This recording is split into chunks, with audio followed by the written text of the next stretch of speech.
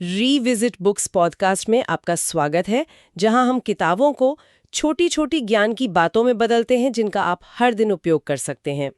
आज हम एक बहुत ही खास किताब पर बात करने वाले हैं। ये है इकिगाई, लंबे और खुशहाल जीवन का जापानी रहस्य। हेक्टर गार्सिया और फ्रांसिस्क मिरालेस की लिखी हुई ये किताब ना मतलब सिर्फ जीने की कला नहीं सिखाती, बल्कि एक खुशहाल लंबे जीवन का रास्ता दिखाती है। हाँ बिल्कुल। और इसका आइडिया भी बड़ा दिलचस्प है। दो लेखक हैं, टोक्यो में मिले, बात कर रहे थे और सोचने लगे कि ये जो वेस्टर्न साइकोलॉजी है, जैसे विक्टर फ्रैंकल की लोगोथेरेपी, हाँ, जीवन में अर्थ ढूंढना। बिल्कुल उसका, और ये जो जापानीज कॉन्सेप्ट है इकिगाई, इसमें कितनी समानता है। फ्रैंकल भी तो यही कहते थे ना कि मुश्किल हालात में भी अगर जीने का कोई मकसद मिल जाए तो इंसान टिक सकता है, खुश रह सकता है। और इकिगाई मतलब वही मकसद है जापानी अंदाज में, जैसे हमेशा बिजी रहने की खुशी या शायद जीने की वजह, वो असली कारण जो सुबह उठाता है। हाँ वही, रीजन फॉर बीइंग। ये सिर्फ कोई फलसफा नहीं है, जीने का तरीका है। और किताब हमें ले जाती है जापान के एक खास द्वीप पर, ओकिनावा। ओकिनावा, अच्छा, मैंने सुना है इसके बारे में। ये उन जगहों में से है जहां लोग बहुत लंबा जीते हैं। बिल्कुल, ओकिनावा एक ब्लू जोन है। वहां 100 साल से ज्यादा उम्र वाले लोग, मतलब शतायु, दुनिया में सबसे ज्यादा हैं। करीब 24-25 लोग प्रति 1 लाख। ये बहुत ज्यादा है। अरे वाह! तो क्या क्या इकिगाई है इसका राज? अकेला तो नहीं कह सकते, पर हाँ किताब बताती है कि ये एक बहुत बड़ा सेंट्रल फैक्टर है। उनका खाना पीना देखो, सब्जियां, टोफू, सिंपल डाइट, हल्की फुल्की कसरत, ग्रीन टी, और हाँ सबसे जरूरी, उनका सोशल कनेक्शन, जिसे मुआई कहते हैं। मुआए? हाँ, मतलब दोस्तों का, पड़ोसियों का एक ग्रुप जो एक दूसरे का साथ देता है, मुश्किल में, खुशी में। लेकिन इन सब के पीछे ना एक सेंस ऑफ पर्पस, एक इकिगाई जरूर काम करती है। तो आज हम यही समझने की कोशिश करेंगे कि इन लोगों से हम क्या सीख सकते हैं, कैसे अपनी जिंदगी में वो इकिगाई ढूंढ सकते हैं। हाँ बिल्कुल, ये एक तरह की अंदर की खोज है। अच्छा, तो पहले ये बताएं कि ये किताब असल में है किसके लिए, किससे पढ़नी चाहिए? मेरे ख्याल से ये सबसे पहले उन लोगों के लिए है जो जो लाइफ में मीनिंग ढूंढ रहे हैं। मतलब जिन्हें लगता है कि बस जिंदगी कट रही है, पर क्यों, किस लिए पता नहीं। जो सोचते हैं यार करना क्या है। हाँ, ये फीलिंग तो बहुत कॉमन है। जैसे लेखक ने अपने भाई के बारे में लिखा है जो कहता था, मुझे नहीं पता मुझे लाइफ में क्या करना है। तो शायद ये किताब ऐसे लोगों को एक दिशा दे सकती है। हाँ बिल्कुल, और उनके लिए भी जो सिर्फ लंबा नहीं बल्कि एक हेल्दी, एक्टिव और खुशहाल जीवन चाहते हैं, और जिन्हें जापानीज कल्चर, फिलॉसफी, उनकी लंबी उम्र के राज में दिलचस्पी है, उनके लिए तो ये बहुत ही अच्छी है। और एक बात और थी रिटायरमेंट वाली, कि जापान में वैसे रिटायरमेंट नहीं होता जैसे हमारे यहाँ। सही पकड़ा। वहां रिटायरमेंट का वो मतलब ही नहीं है कि काम छोड़कर बैठ गए। कई लोग जो काम उन्हें पसंद है वो तब तक करते रहते हैं जब तक सेहत साथ दे। मतलब काम छोड़ना नहीं, एक्टिव रहना जरूरी है। बिल्कुल, एक्टिव रहना, चाहे वो कोई हॉबी हो, सोशल वर्क हो, कुछ भी। ये किताब रिटायरमेंट के बाद भी एक्टिव रहने वालों को भी गाइड कर सकती है। दिखाती है कि पर्पस सिर्फ नौकरी से नहीं आता। और ये सब बहुत भारी भरकम तरीके से नहीं बताया गया है ना, मतलब आसानी से समझ आने वाली बातें। हाँ हाँ बिल्कुल, सीधी सरल भाषा में प्रैक्टिकल ज्ञान। चलिए, तो फिर अब आते हैं किताब के मेन पॉइंट्स पर। सबसे पहली और सबसे जरूरी बात, अपनी इकिगाई ढूंढो, अपने होने का कारण पहचानो। हाँ, ये बेस है। किताब कहती है कि इकिगाई हम सबके अंदर है, कहीं बाहर नहीं ढूंढनी, बस उसे खोजना है, पहचानना है। ये अक्सर मिलती है जहां 4 चीजें मिलती हैं: आपका पैशन, आपका मिशन, आपका प्रोफेशन और आपका वोकेशन। ये 4 चीजें मतलब पैशन यानी जो पसंद है, मिशन जो दुनिया के लिए करना चाहते हैं, प्रोफेशन जिसमें अच्छे हैं और पैसा मिले, और वोकेशन जिसकी दुनिया को जरूरत है। इन चारों का मेल। बिल्कुल, यही है वो चौराहा। सिर्फ पैशन से काम नहीं चलता अगर पेट ना भरे। सिर्फ पैसा कमाना भी इकिगाई नहीं अगर दिल ना लगे। इकिगाई इन चारों का बैलेंस है, और इसे ढूंढना, हाँ, इसमें टाइम लगता है, धैर्य चाहिए। खुद से पूछना पड़ता है, मुझे क्या अच्छा लगता है, मैं किस में अच्छा हूं, दुनिया को क्या चाहिए जिसके पैसे मिल सकते हैं, मैं क्या कंट्रीब्यूट करना चाहता हूं। सुनने में आसान नहीं लगता? क्या किताब कोई तरीका बताती है इसे ढूंढने का? कोई फिक्स फॉर्मूला तो नहीं है, क्योंकि सबकी इकिगाई अलग होती है। पर हाँ, सेल्फ रिफ्लेक्शन, नई चीजें ट्राई करना और ध्यान देना कि किन कामों में आप फ्लो में आ जाते हैं। फ्लो, अच्छा, इस पर हम आगे बात करेंगे। हाँ, और जैसे विक्टर फ्रैंकल कहते थे, जीवन को मीनिंग दो, मोरिता थेरेपी भी यही कहती है, फीलिंग्स को एक्सेप्ट करो और काम करते रहो। इकिगाई इन सबको प्रैक्टिकल बनाती है। जब ये मिल जाती है ना, तो लाइफ में एक डायरेक्शन, एक सेटिस्फैक्शन आ जाते हैं। मतलब लंबा जीना नहीं, मीनिंगफुल जीना। अच्छा, अब दूसरी बात पर आते हैं जो थोड़ी चौंकाने वाली है, कभी रिटायर मत हो। हाँ, ये सुनने में थोड़ा अजीब लग सकता है। हमारे यहाँ तो लोग रिटायरमेंट का इंतजार करते हैं, पर जैसा हमने कहा, जापानी भाषा में वो शब्द ही नहीं है जिसका मतलब हो हमेशा के लिए काम छोड़ देना। तो इसका मतलब ये नहीं कि 80 साल की उम्र में भी ऑफिस जाओ। नहीं नहीं, बिल्कुल नहीं। इसका मतलब है उद्देश्यपूर्ण एक्टिविटी कभी मत छोड़ो।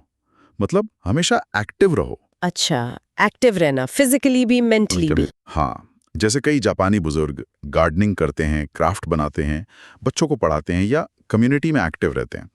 जब तक सेहत है, कुछ ना कुछ करते रहते हैं। इससे वो बिजी रहते हैं, कनेक्टेड रहते हैं और उन्हें लगता है कि उनकी ज़रूरत है। एक जापानी कहावत है, सिर्फ एक्टिव रहना ही आपको 100 साल जीने की इच्छा देगा। ये तो सोचने का नजरिया ही बदल देता है। रिटायरमेंट मतलब अंत नहीं, एक नया चैप्टर, जहां वो करो जो वाकई पसंद है। बिल्कुल। अब तीसरी बात, ब्लू जोन के सीक्रेट्स, खासकर ओकिनावा से। हाँ, उनके राज क्या है वो? पहला तो है खाना, ज्यादातर प्लांट बेस्ड, खूब सारी रंग बिरंगी सब्जियां, दिन में कम से कम 5 तरह की, टोफू, शकरकंद, मछली हफ्ते में कुछ बार, अनाज मेन है और चीनी नमक बहुत कम। और कैलोरी का भी बताया था आपने। हाँ, वो बहुत जरूरी है। ओकिनावा वाले औसतन 1800-1900 कैलोरी लेते हैं रोज, जबकि वेस्ट में ये 2200-3300 या उससे भी ज्यादा है। यहीं पर उनका एक सिद्धांत काम आता है, हारा हाची बू। हारा हाचीबू, ये क्या है? इसका मतलब है पेट सिर्फ 80% भरो। मतलब जब लगे कि हाँ पेट भर गया है, भूख मिट गई है, पर थोड़ी जगह अभी बाकी है, बस वहीं रुक जाओ, ठूस ठूस कर मत खाओ। अच्छा, ये तो बड़ा प्रैक्टिकल है। हाँ, और वो छोटी प्लेट्स यूज करते हैं, उससे भी कम खाया जाता है। सही बात है। खाने के अलावा एक्टिविटी, पर वो जिम वाली भारी कसरत नहीं, हल्की फुल्की पर लगातार चलना, बागवानी, उठना बैठना, घर के काम। इससे बॉडी एक्टिव रहती है बिना ज्यादा स्ट्रेस के। और वो सोशल कनेक्शन वाला पॉइंट, मोआई। हाँ, मॉई, ये बहुत खास है। बचपन के दोस्त या एक जैसे इंटरेस्ट वाले लोगों का ग्रुप जो पूरी जिंदगी एक दूसरे का साथ देते हैं, मिलते हैं, बातें करते हैं, फाइनेंशियली, इमोशनली सपोर्ट करते हैं। ये अकेलापन दूर करता है, स्ट्रेस कम करता है। उनकी एक कहावत भी है, इचारीबा चोड़े। उसका क्या मतलब? मतलब एक बार मिल लिए तो भाई बन गए। ये जो कम्युनिटी फीलिंग है ना, ये बहुत ताकत देती है। कमाल है। मतलब सेहत सिर्फ फिजिकल नहीं, मेंटल और सोशल भी है।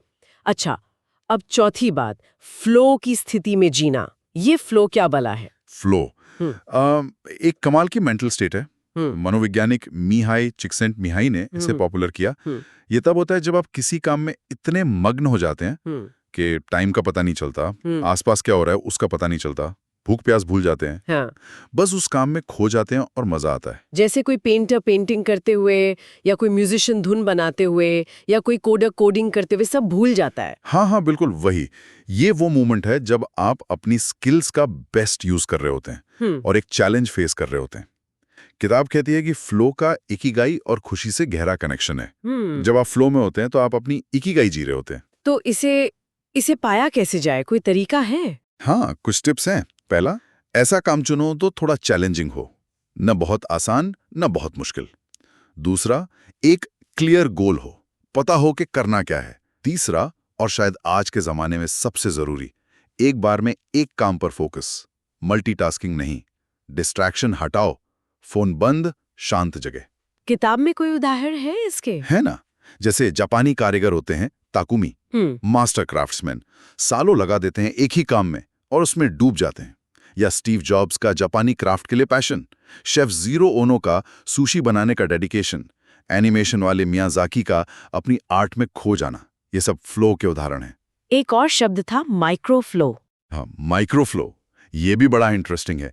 मतलब रोज के बोरिंग कामों में भी फ्लो ढूंढना। जैसे बर्तन धो रहे हो तो बस धोने के लिए मत धो, पानी कैसा है, साबुन कैसा है, बर्तन कैसे साफ हो रहा है, उस पे ध्यान दो।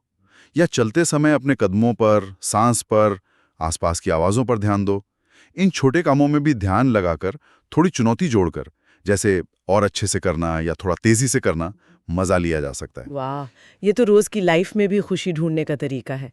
अच्छा, अब पांचवा और आखिरी पॉइंट, स्ट्रेस मैनेजमेंट और पॉजिटिव नजरिया। हाँ, ये भी बहुत जरूरी है लंबी और खुशहाल जिंदगी के लिए। देखो, जो लगातार बना रहने वाला स्ट्रेस है ना, क्रॉनिक स्ट्रेस, वो जहर है बॉडी के लिए, माइंड के लिए। ये आपको वक्त से पहले बूढ़ा कर सकता है। साइंटिफिकली कहें तो ये सेल्स के सिरों पर जो टेलोमेरेज होते हैं उन्हें छोटा कर देता है। तो क्या करें, बिल्कुल स्ट्रेस फ्री हो जाए? बिल्कुल, स्ट्रेस फ्री होना तो शायद मुमकिन नहीं और जरूरी भी नहीं। किताब कहती है कि थोड़ा बहुत स्ट्रेस, जैसे कोई नया चैलेंज लेना, जिसे यूस्ट्रेस कहते हैं, वो अच्छा भी होता है। वो हमें अलर्ट रखता है। प्रॉब्लम तब है जब स्ट्रेस लगातार बना रहे। इसे कम करने के लिए माइंडफुलनेस बहुत अच्छी चीज है। मतलब प्रेजेंट मोमेंट में रहना, अपनी सांस पर ध्यान देना। और पॉजिटिव एटीट्यूड, उसका क्या रोल है? उस बहुत बड़ा रोल है। ओकिनावा वाले लोगों में एक तरह का रेजिलियंस, एक आशावाद होता है। मुश्किलें आती हैं पर वो टूटते नहीं। एक शांत रवैया रखते हैं, छोटी चीजों में खुशी ढूंढते हैं, मुस्कुराते हैं, लोगों से मिलते जुलते हैं। जैसा वो कहते हैं, चिंता मत करो, खुश रहो, या हंसी सबसे जरूरी है।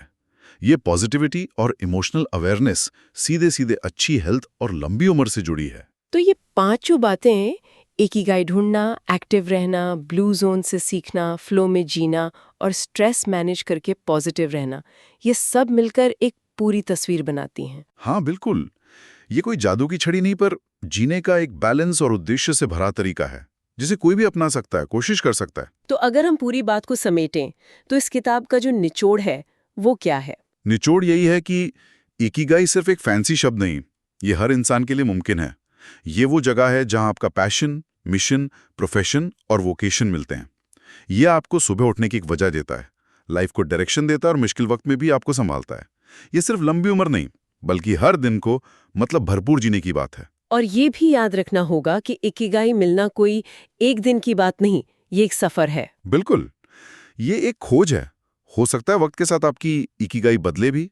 जरूरी है कि आप उन कामों पर ध्यान दें जो आपको जिंदा महसूस कराती हैं, जो आपको फ्लो में ले जाती हैं। अपनी कम्युनिटी से जुड़ें, एक्टिव रहें, सिंपल अच्छा खाएं और हर दिन को उम्मीद से देखें।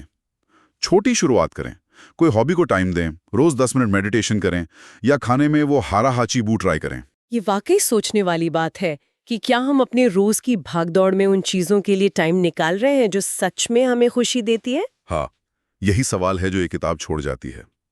हम अपनी रोज की लाइफ में और ज्यादा फ्लो और ज्यादा पर्पस कैसे ला सकते हैं? शायद इन सवालों पर सोचना ही इकिगाई की तरफ पहला कदम है। ये थी आज की चर्चा। हालांकि ये चर्चा किताब के पूरे पाठ का स्थान नहीं ले सकती, पर ये उसकी शिक्षाओं की एक झलक प्रस्तुत कर सकती है। मुझे उम्मीद है कि आपको ये चर्चा उपयोगी लगी होगी और मैं आगे और भी साझा करने के लिए उत्सुक हूँ। मुझे बताएं कि अगली कौन सी किताब पर आप चर्चा करना चाहेंगे।